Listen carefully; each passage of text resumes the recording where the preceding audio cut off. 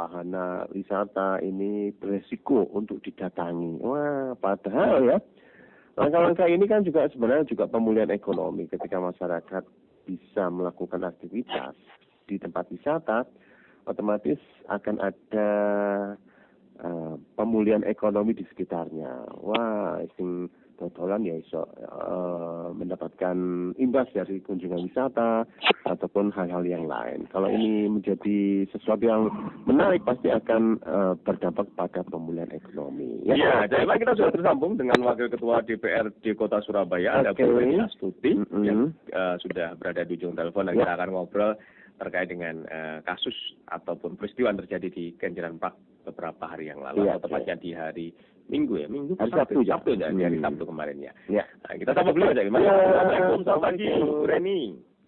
Selamat pagi, Assalamualaikum warahmatullahi wabarakatuh. Nah, izin Bu Reni, mohon maaf lahir batin, sehat selalu ya Bu Reni ya. Ya, sami-sami Mas, mohon maaf lahir batin. Iya, Bu Reni, di penghujung libur lebaran kita dikejutkan dengan peristiwa yang terjadi di Kenjeran Park, Bu Reni. Nah, kita juga sempat melihat bagaimana Bu Reni langsung terjun ke lapangan, memonitor dan melakukan pengawasan. Nah, kemarin juga sudah dilakukan rapat dengar pendapat kalau tidak salah ya Bu ya, dengan pihak pengelola. Nah, sejauh ini seperti apa Bu update atau perkembangan dari penanganan kasus ini Bu Reni? Monggo silakan Bu Reni. Iya, kalau terkait dengan update penanganan kasus ini ya, sesuai dengan kewenangannya DPRD Kota Surabaya sudah melakukan rapat dengar pendapat dengan mengundang pemerintah kota, dinas terkait dalam hal ini, kemudian pihak pengelola ya, itu kemarin juga diundang.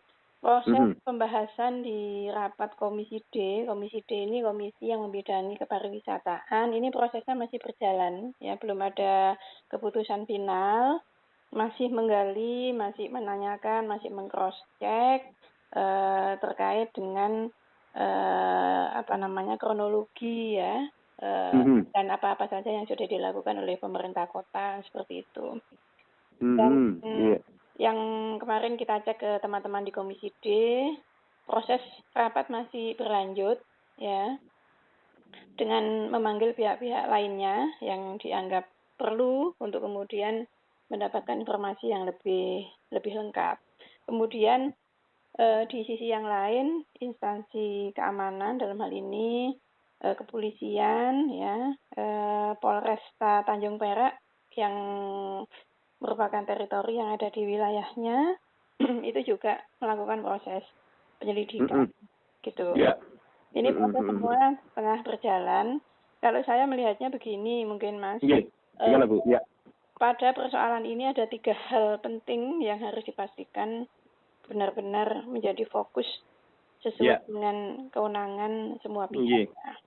Terutama kalau saya tentu terus mendorong pemerintah kota untuk memastikan ya, dan kejadian ini jangan sampai kemudian membangun persepsi, membangun image bahwa berwisata di Surabaya itu tidak aman. Itu sesuatu yang harus diantisipasi, harus dibangun kepercayaan publik kepada Kota Surabaya.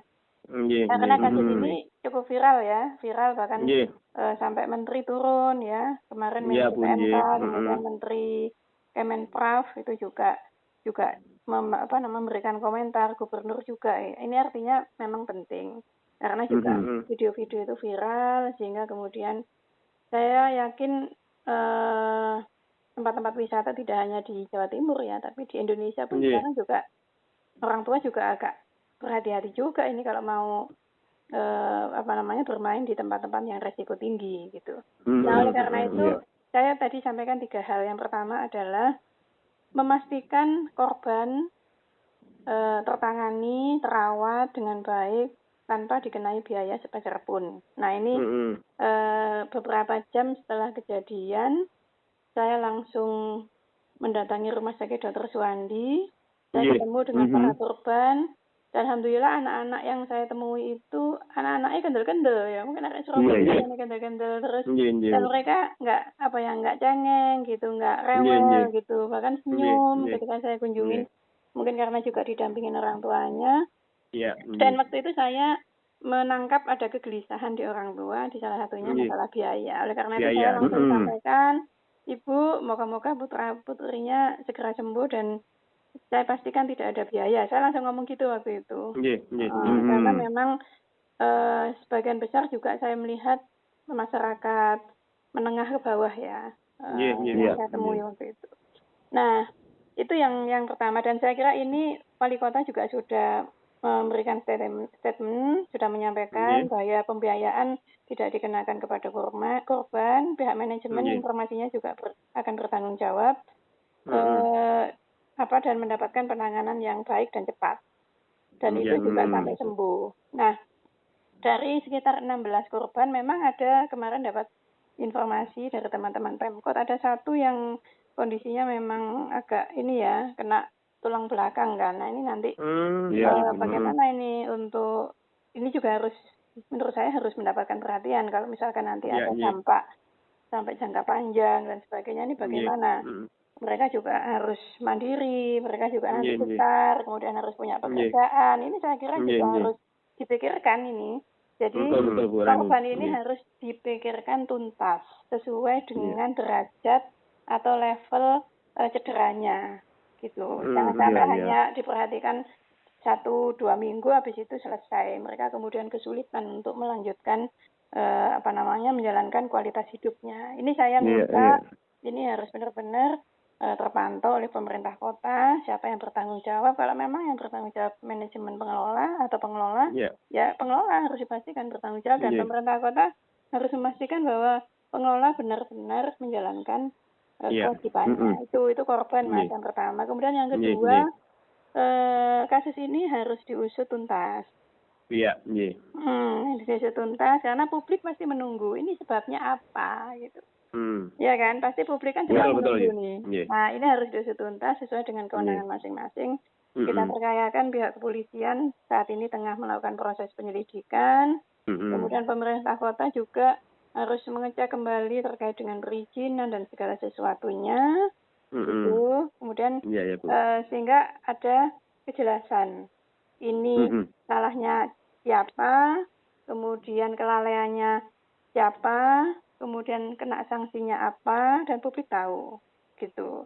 Untuk apa? Untuk pelajaran bagi semuanya, baik itu pengelola wisata di tempat lain, juga kepada masyarakat untuk mungkin lebih berhati-hati. Itu. Ini kan sampai menunggu dari lapor Polda Jawa Timur atau Polrestabes Surabaya gitu ya, Bu? Iya, Polresta Tanjung Perak ini wilayahnya. Tanjung Perak ya. Ini sekarang proses tengah berjalan. Kemarin waktu di Rumah Sakit Suwandi saya bertemu dengan Pak Anton, Pak Kapolres. Kita juga menyampaikan sudah di polis lain dan kemudian dilakukan proses penyelidikan gitu. Itu waktu berapa lama ya Bu? Ini harus diusut tuntas gitu. Intinya ini harus diusut tuntas.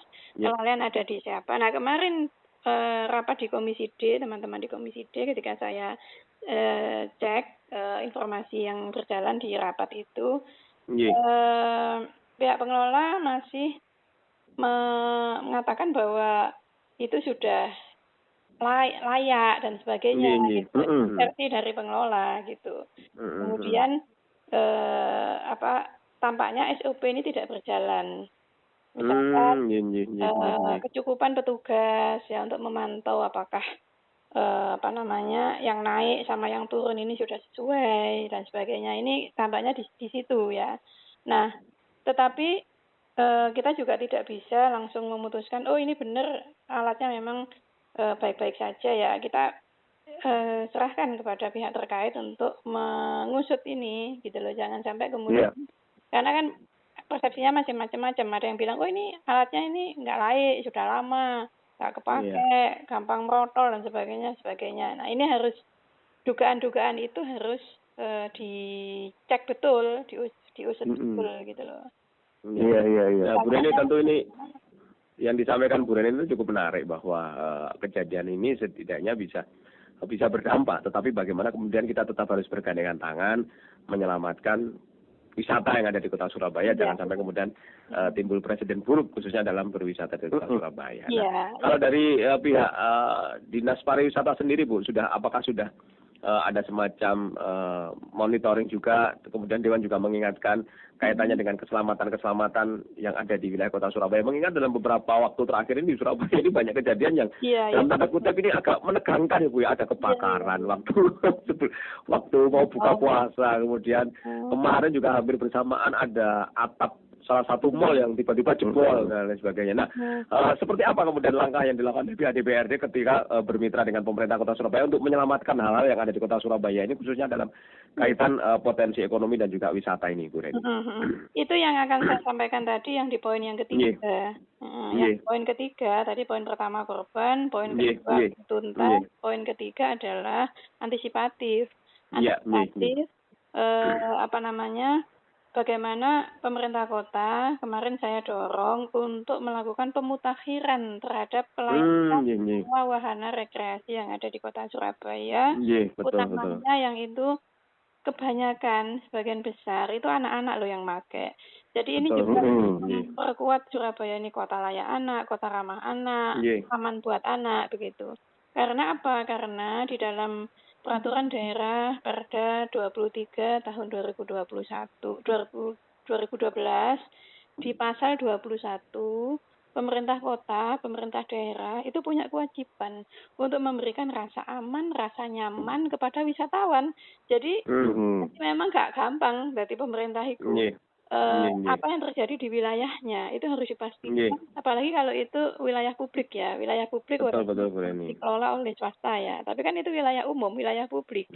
Masyarakatnya yang datang sebagian Surabaya, korban kemarin juga sebagian besar Surabaya. Memberikan rasa aman kepada warganya, dalam kepada wisatawan itu kewajiban pemerintah. Nah, oleh karena itulah kemudian pemerintah harus memastikan terkait dengan perizinan, terkait dengan kelayakan gitu. Nah, pandemi yang berjalan sudah 2 tahun lebih, itu memang kan merubah kondisi ya, Mas ya.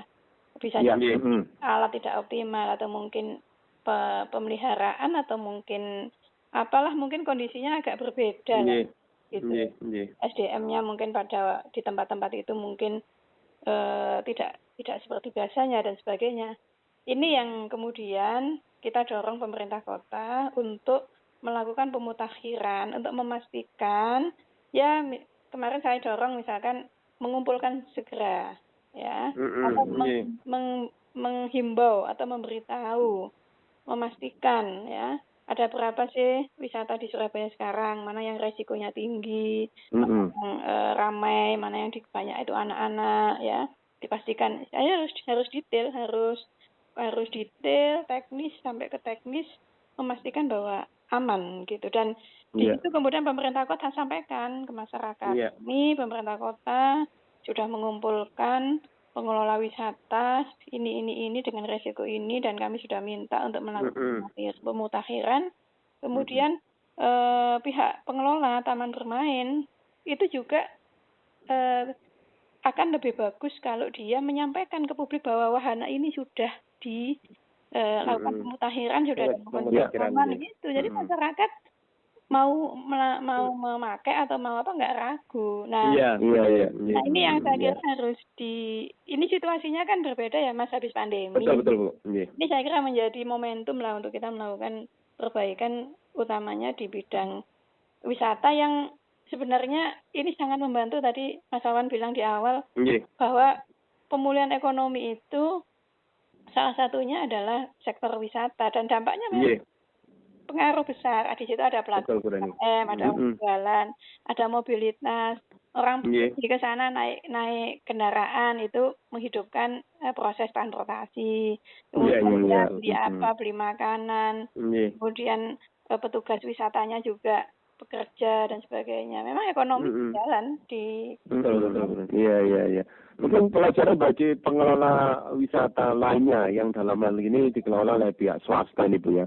Koordinasi dengan pemerintah kota Surabaya terutama dengan melalui dinas pariwisata ini harusnya bagaimana nih Bu, terutama pengelola wisata yang dikelola oleh swasta ini Bu?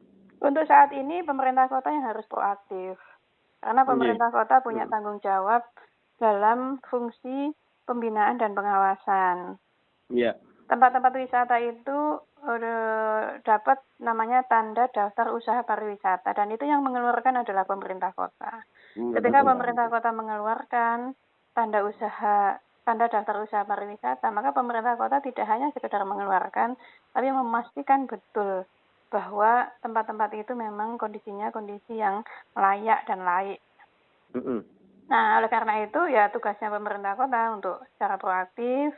Kemarin saya ketemu sama Kepala Dinas Pariwisata, informasinya saya melihatnya pemerintah kota cepat juga ya merespon ini ya. Dalam penanganan korbannya cepat, kemudian kita juga dorong untuk segera memastikan dengan pengelola pariwisata yang lain untuk segera memastikan keamanan dan kenyamanan wisatawan. Dan infonya katanya kemarin Bu Kadis mau mengumpulkan atau memberi informasi ke masing-masing pengelola. Ini kita dorong untuk benar-benar dilakukan oleh pemerintah kota. Iya. Ya, ini memang betul tuh ya, karena kadang-kadang terlihat di tempat wisata itu minim ya, misalnya pemadam kebakaran ya, ataupun tenaga medis gitu ya, yang ada di lingkungan pengelola wisata gitu ya. Sehingga itu yang kurang bisa tertangani dengan baik ya. Ya, termasuk kasus yang di kemarin itu juga kalau dugaannya seperti itu juga. Jadi kesiapan mitigasi ketika kasus itu terjadi, internal pengelola itu melakukan apa, SOP-nya seperti apa gitu. Keselamatannya seperti apa. Ini yang tampaknya perlu mendapatkan perhatian ini. Ini harus hal penting yang harus menjadi bagian yang diawasi oleh teman-teman. Iya betul Bu. Termasuk Surabaya punya Kalimas, ini perlu juga Bu ya. Iya. Atau mereka yang punya keahlian dalam hal penanganan di sungai gitu Bu ya. Ini kan wisata juga itu ya. Iya betul. Jadi wisata itu kan ada ininya Mas, ada level-levelnya ya. Ini wahana permainan maksud saya, atau mungkin tempat wisata. Ini yang resikonya sedang apa tinggi gitu ya. Kalau yang resiko tinggi kemarin yang sempat dibahas di Komisi D adalah terkait dengan asuransi. Kemarin teman-teman Dewan, teman-teman Komisi D menanyakan kok tidak dicantumkan asuransi tiket gitu. Ini juga masih dalam proses dalam proses rapat ini terkait asuransi ini, karena di peraturan daerah, di Perda itu ada kewajiban pengelola itu harus mengasuransikan untuk wahana permainan yang beresiko tinggi. Iya, betul ya. Cukup menarik sebenarnya ya, apa yang sudah dilakukan oleh DPRD ya Bu ya, artinya benar-benar untuk melakukan advokasi pendampingan dalam penanganan ya Bu ya. Itu hari pertama kerja ya Komisi D sudah langsung memanggil, langsung ya ini juga menjadi warning bagi pengelola wisata yang lain. Betul ya Bu. Ya Bu Reni, terima kasih sekali informasinya. Semangat Bu Reni, dan semoga tetap sehat selalu dalam memperjuangkan aspirasi rakyat Surabaya Bu Reni. Matur nuwun juga untuk Trijaya yang selalu support Surabaya. Terima kasih Bu Reni. Assalamualaikum. Waalaikumsalam warahmatullahi wabarakatuh.